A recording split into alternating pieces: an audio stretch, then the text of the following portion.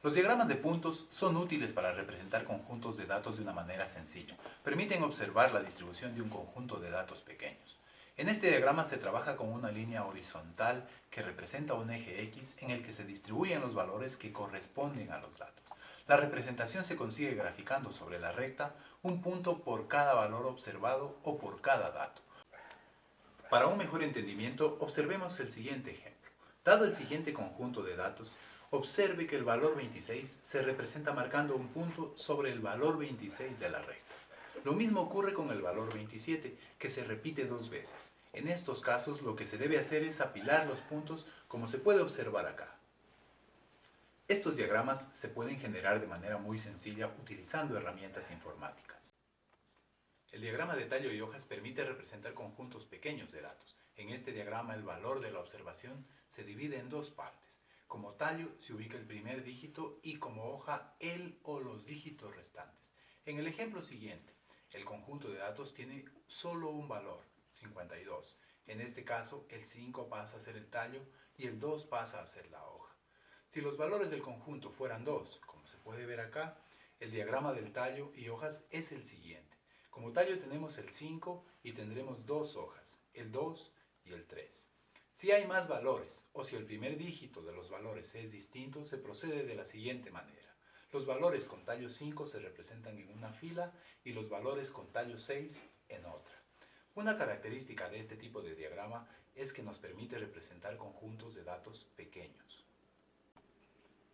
Hablemos ahora de otras medidas de dispersión que nos permiten analizar la forma en la que se distribuyen los datos. Existen algunas, entre ellas los cuartiles. Esta medida divide un conjunto de datos en 4 partes.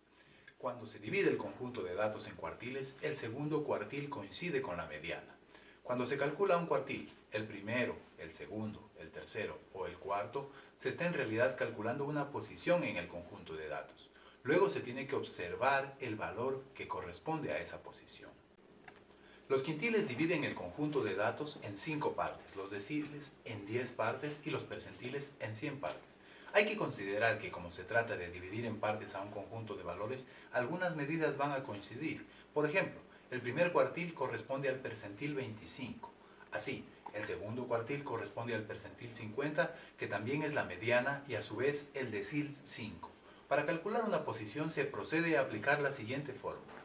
En ella, n corresponde al número de datos que se tiene en el conjunto de datos y p corresponde a la posición que se quiere buscar expresada en percentiles. Para el siguiente conjunto de datos vamos a calcular el segundo cuartil.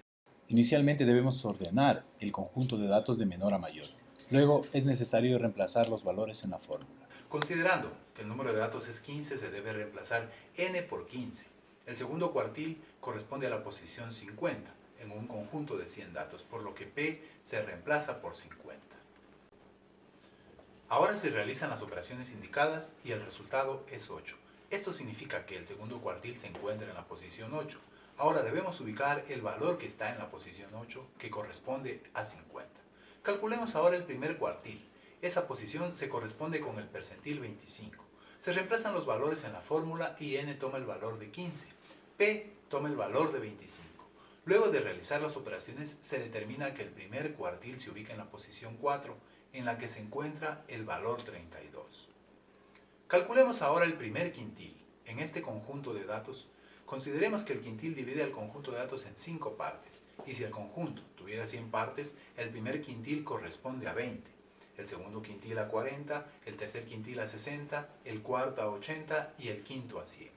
Para calcular, reemplazamos los valores de la fórmula n igual a 15 y p igual a 20. Al hacer las operaciones, el resultado es 4. Eso significa que el valor que corresponde al primer quintil se encuentra en la posición 4 del conjunto de datos ordenados.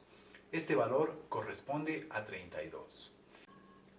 En caso de calcular deciles, se reemplaza n por 15 y p por el decil que se desea multiplicado por 10. Para ejemplificar, calculemos el primer decil. Reemplazamos n por 15 y p por 10. Luego de realizar las operaciones, el resultado es 1.6. Esto corresponde a la posición, pero para calcular el valor se procede de la siguiente manera. 1.6 se encuentra entre la posición 1 y 2 a 0,6 posiciones de 1. Lo que se debe hacer es encontrar la diferencia entre los valores de las posiciones 1 y 2.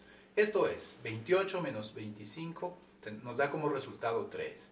Y de esa diferencia calculamos el 0,6, es decir, 3 por 0,6, que es igual a 1.8. Este valor se suma a 25 y el resultado es 26.8. Los diagramas de caja son útiles para analizar la dispersión de un conjunto de datos. En el ejemplo que estamos analizando, los extremos del diagrama representan los valores mínimo y máximo. La caja que se puede observar utiliza los cuartiles primero y tercero como límites de la caja. La línea que divide a la caja en dos partes corresponde a la mediana o segundo cuartil. La línea vertical sobre la caja es mayor que la línea vertical bajo la caja. Eso significa que la dispersión de los valores es mayor en el primer cuartil que en el cuarto cuartil. Así también, la altura de las cajas nos indica que en el segundo cuartil hay mayor dispersión que en el tercero. Esto se corrobora si analizamos que entre 32 y 50 hay un rango de 18 y entre 50 y 63 hay un rango de 13. Es decir, entre 50 y 63 la dispersión es menor que entre 32 y 50.